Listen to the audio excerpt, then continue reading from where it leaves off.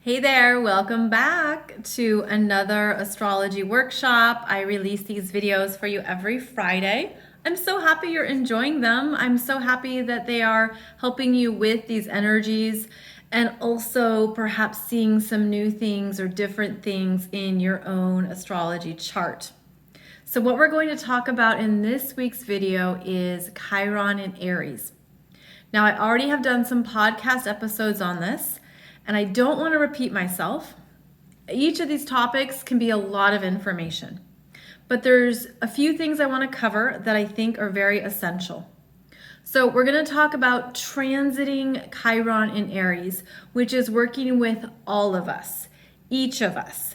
And it's helping us look at where we're developing more courage to be ourselves and how we're developing the ability to be more independent.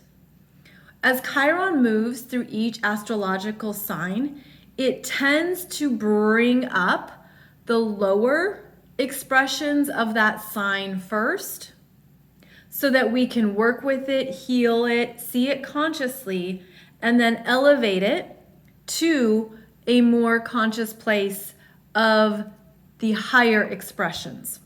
And so Aries is about our sense of selves and how we're able to do things on our own, trust ourselves, trust our leadership, trust our ability to go our own way, trust how you feel guided to follow something, and also to really take care of yourself, to prioritize what you need, what you want, what matters to you. Essentially, it's a matter of looking at what is good quality of life for you. And Aries wants to help you with that, wants to support you. Now, as Chiron moves through Aries until 2027, it's showing us where we are basically healing and bringing together new parts of ourselves. Parts of ourselves we maybe haven't met before. Parts of ourselves that we haven't healed yet. Parts of ourselves that we didn't know we were good at. And this is where we get some insecurities and vulnerabilities that Chiron really accentuates and brings up because we're looking at, am I going to be good at that? Can I handle that? I haven't had to do this on my own before. So we get pushed into these new parts of ourselves, but we're being asked to be gentle, to be kind, to give ourselves time and space where if you make a mistake, you feel insecure, you're feeling vulnerable. That's part of what Chiron is showing you. It's showing you that it's okay to have those wounds, it's okay to have those parts of yourself, but to not work against yourself. Don't be hard on yourself. Don't become your own worst critic or your own worst enemy. Chiron in Aries is also bringing up the energies that have been damaging to our sense of self. And so it brings up any kinds of unresolved trauma that you've had, that you've looked at or haven't looked at. It can bring up abuse. It can bring up the parts of yourself that you haven't seen, haven't accepted, haven't come to terms with.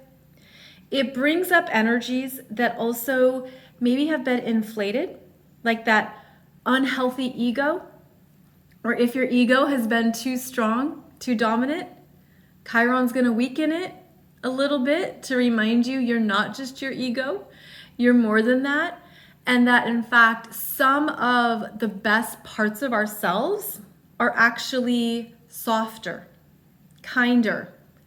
And that is one of the gifts of Chiron, is that it does smooth over some of those edges, some of those parts of ourselves where, if you had to develop a chip on your shoulder for certain purposes in your life, the Chiron in Aries is probably going to show you where that's not really working anymore. So there's interesting themes that come up with Chiron in Aries. And what we're each doing is understanding how we're capable of standing on our own 2 feet, the things that you are equipped to handle on your own, and what that really looks like, what that really means. But first, Chiron reveals something that could bring up tears, that could bring up doubts, where you think, I don't know if I can do this. I don't know if I can handle this. I don't know if I'm good enough. I've never done this before. I'm terrified. And then it helps with that building up of confidence and independence that are some of the hallmarks of Aries energies.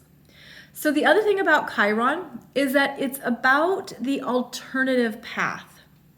Not traditional, not mainstream, not what you're accustomed to.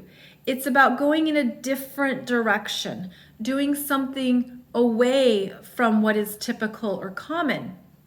And it's through those alternative healing methods that you're supporting your own unique energy, you're opening up to more of what is right for you, what is best for you. And this is where you discover more of what resonates with you. So part of this Chiron injury, it's an injury at first, is that there's things that you're learning to do differently, learning to do in a new way, to be gentle, kind to yourself, and to make sure that you're really supporting yourself exactly where you're at. Exactly where you're at. That Aries energy always wants to be further down, always wants to be done. It's like you start and then you're done and you move on to the next thing. Aries is a fast-moving energy. Chiron slows it down and says, look here, focus on this, because whatever this wound is, this pain, this scar, you have the ability to take care of yourself, to do what you need to do.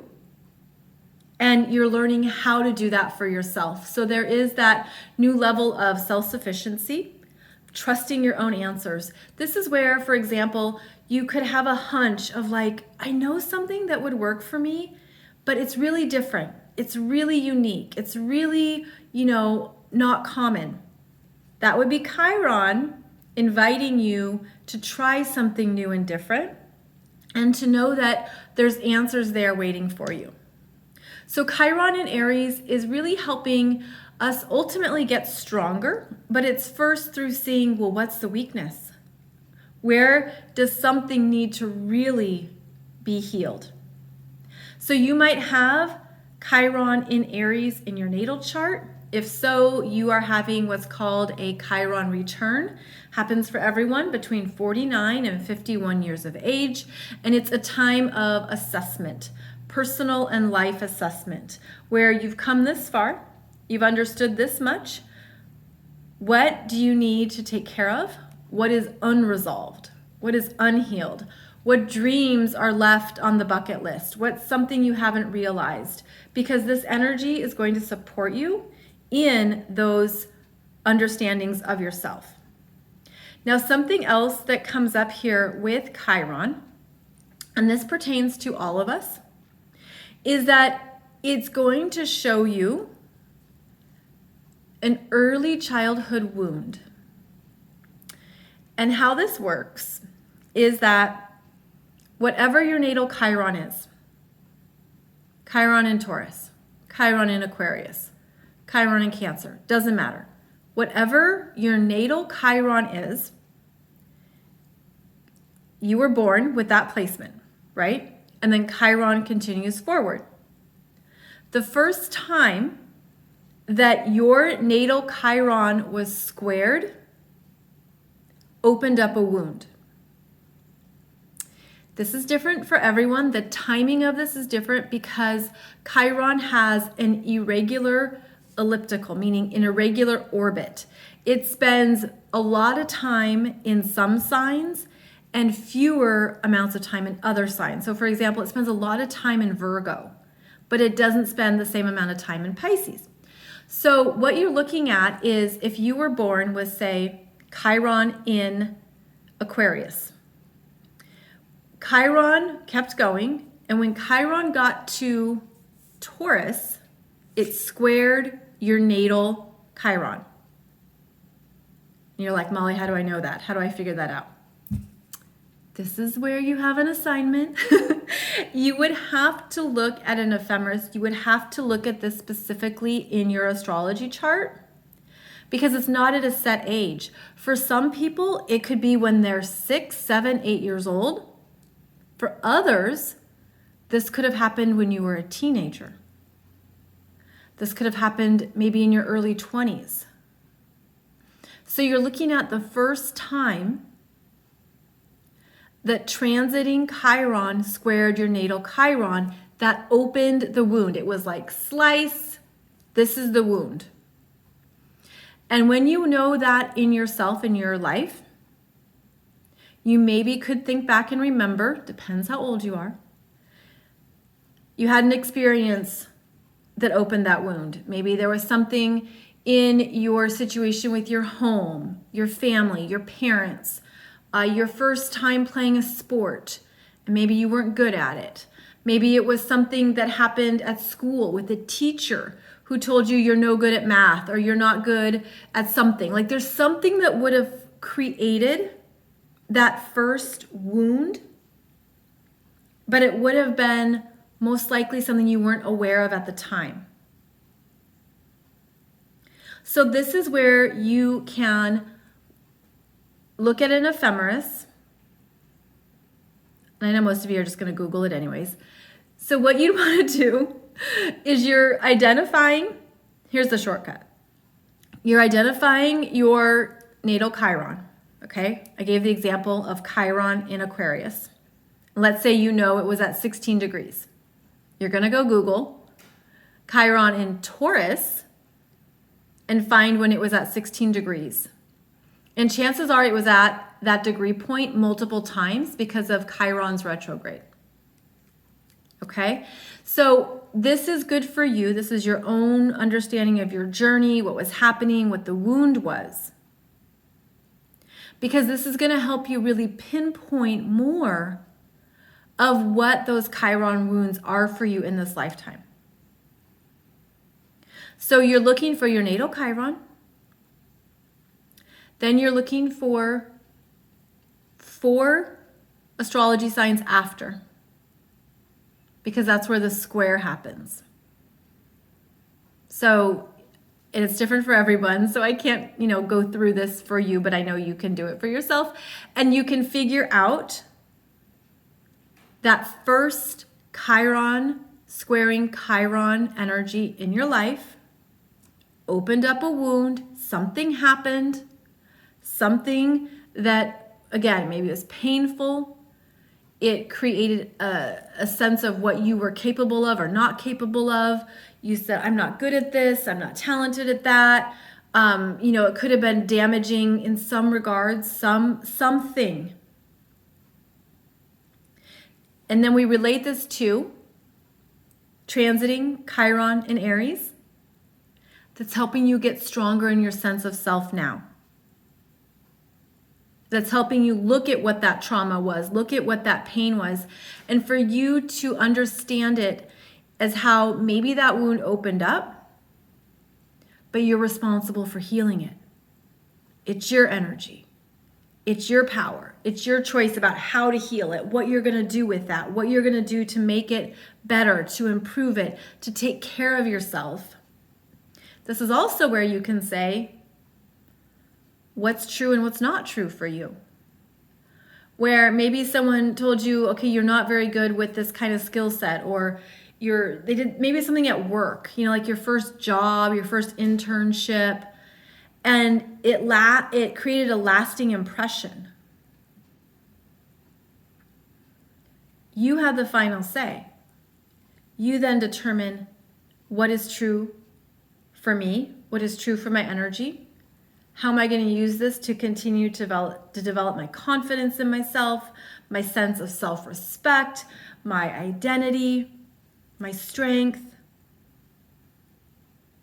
So regardless of where your natal Chiron is, the transiting Chiron in Aries energies are where you are reclaiming what is true for you, what your healing is about, what you're responsible for, and where you're going to confidently build up that sense of self-identity on your own terms.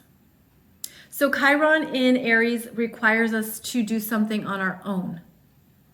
And depending on your chart, depending on your energy, that could be very natural, very normal, or it could be scary. It could be terrifying. It's different for everyone. But this is understanding you're in control of your healing journey. You are the one who decides at the end of the day who you are, what's true for you, what matters to you. And this is where you're reconnecting as well with some new parts of yourself. Because that Aries energy is about what's new, what's birthing now, what's birthing or coming out now that you didn't know you were good at before, that you could handle before. So there is a newness here. There is a newness here when every planet transits through Aries. So, regardless of where your natal Chiron is, transiting Chiron is helping us get clearer in our sense of self, accepting who we are, understanding that we all have things to heal and work on in our lifetimes, and that those can be some of our very best gifts, our best assets. Those are the things that we turn into gold. Those are the things that we own, because we understand it's what makes me different. It's what makes me unique. It's what makes me who I am. So we're learning how to work with this energy, how to embrace it, how to reclaim it. And wherever this transiting Chiron in Aries is for you, this is where it's more personal. It's personal. And it can feel subjective. It can feel personal. But you could see it as it's personal, but it's not personal to your ego. It's just helping you get clear on your sense of self. And it doesn't have to be something that your ego is battling. That's the softening. It's the softening of Chiron. You soften into the wound. You soften into a new truth. You're able to say, okay, that is what it is. That happened. That hurt me. That came up. That was a big deal in my life. And now this is what I'm doing with it, because it's my energy. It's my responsibility. And I will claim it and work with it on my own terms. So, hope this is giving you some good things to think about. And again, you're identifying where your natal Chiron is. And then when it was 4 astrology signs after that is when the first square happened. And this is where transiting Chiron squared your natal Chiron. That's the terminology. But this could help you see something in a new light. It could really help you see some themes in your life, some things you've worked on repeatedly. This can really give you some clarity around what this energy is for you. Okay, so thank you for joining me. I am loving these videos. I'm grateful that you're enjoying them as well. I'll be back next Friday with another topic. In the meantime, I wish you a beautiful day ahead. Thank you so much for joining me. And of course, I will still have my podcast here every Monday and Wednesday. See you soon.